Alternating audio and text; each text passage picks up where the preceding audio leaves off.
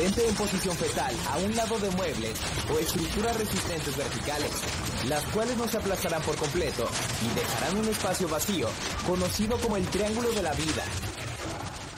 El triángulo de vida consiste entonces simplemente en ubicar un objeto, un mueble, que pueda generar un ángulo para poder salvarse si es que la pared cae aquí. Entonces queda un espacio vacío acá, como podemos ver. Así es, este peso que pueda venir de un muro de ladrillos o concreto, o las probabilidades del desprendimiento de una losa de techo, es la que esta justamente me va a amortiguar, y tú tienes que ponerte en una posición fetal de tal manera que esta placa que se va a generar una inclinación no te genere daños corporales y tú tengas la posibilidad de prolongar tu existencia y de esa manera poder hacer unas comunicaciones con sonidos o con tocamientos fuertes para que las personas que están en el exterior puedan saber que acá hay personas atrapadas.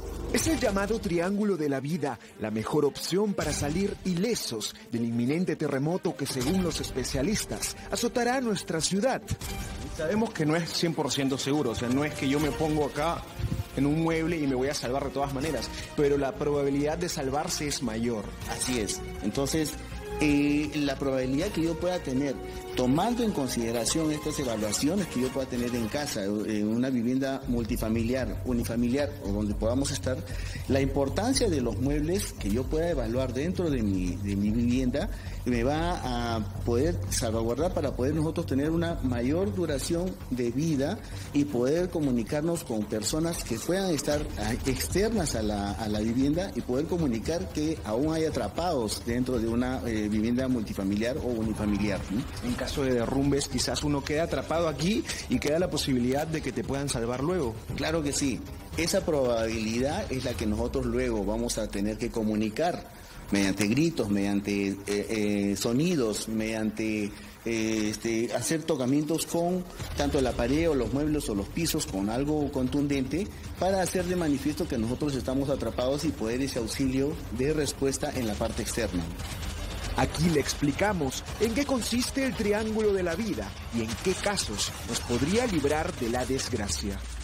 El triángulo de vida es el espacio reducido que queda entre dos lados opuestos y una inclinación que puede llegar a cubrirse sobre un mueble, sobre un armario, sobre una mesa, por ejemplo, consistente, con respecto a poder generar un espacio de vida para salvaguardar ante una situación de desastre. Pero no se confíe, porque el triángulo de la vida no le servirá a toda la población. Su uso tiene mayores probabilidades de efectividad en viviendas de 1 o 2 niveles. Con estructuras mayores a 3 pisos o edificios de considerable altitud, su eficacia se podría reducir a efectos nulos. Dependerá entonces de qué tan resistente pueda ser la edificación. Digamos, puede ser así.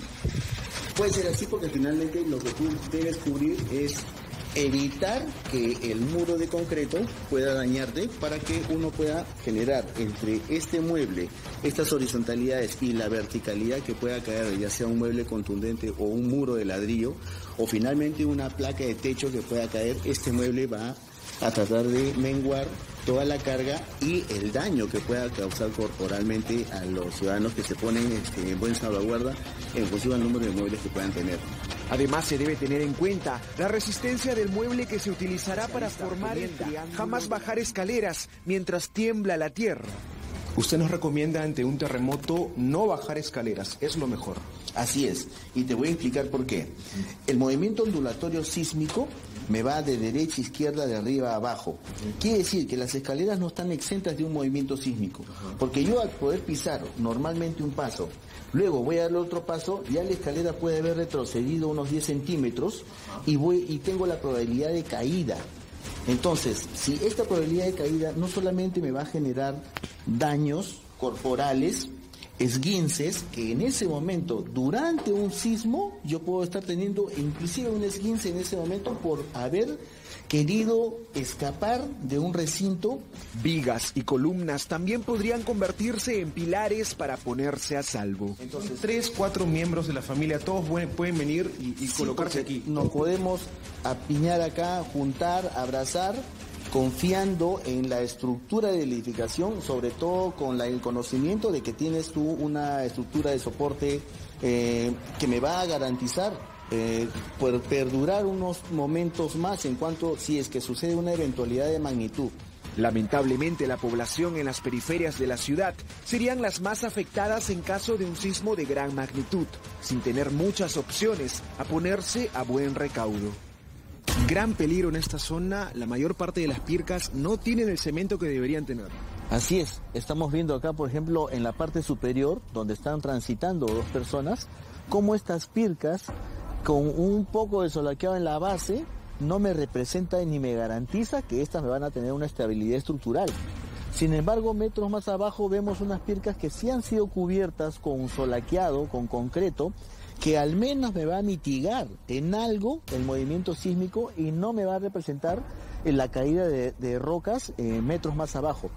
Sin embargo, vemos cómo en esa continuidad de pircas están expuestos a caídas porque ni siquiera tienen una contención, ni siquiera tienen una baranda en la cual yo pueda exponer no solamente a las personas adultas de la tercera edad, sino a los niños también.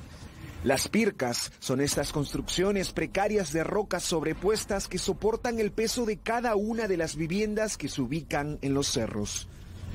Los vecinos viven aterrorizados por el peligro que ante un sismo aquellas rocas se desprendan y caigan como una lluvia mortal encima de los techos de Calamina. Es de madera su casita, señora. O sea, una roca de esas cae y rompe la Calamina y se va para abajo. Todo se me viene de arriba también. Y viven en constante peligro así, señora. ¿Qué voy a hacer? ¿Usted sabe qué hacer ante un terremoto, ante un sismo de gran magnitud? Tener paciencia, tranquilidad y bajar como sea. ¿Qué cree que le pasaría, señora, si es que no reacciona rápido ante un terremoto? Ahí me quedo. Porque una roca no es grande todavía. Una pequeña que te caiga en el sentido, en lo que sea, te quedas ahí. Su casa podría ser su tumba. Esta casa está temporalmente protegida porque vemos que medianamente han echado algún solaqueado entre piedra y piedra. Sin embargo, la humedad también hace que esta se desmorone o se debilite, no generando una compactación precisa entre estos tipos de materiales. ¿Qué quiere decir? Que temporalmente me puede soportar cierta carga de magnitud sísmica, pero no me garantiza de que esta me vaya a durar. Está también el problema de las escaleras rústicas, consideradas una trampa mortal por el especialista. Esas escaleras las hizo la población. ¿Son seguras ante un terremoto? Mire, verá usted que estas escaleras no guardan las medidas necesarias de paso y contrapaso. Estas escaleras no tienen barandas. Hay desniveles. Hay desniveles, hay oquedades y finalmente estas escaleras que me servirían de un sistema de evacuación no son aquellas escaleras que están diseñadas o señalizadas debidamente para poder identificarlas.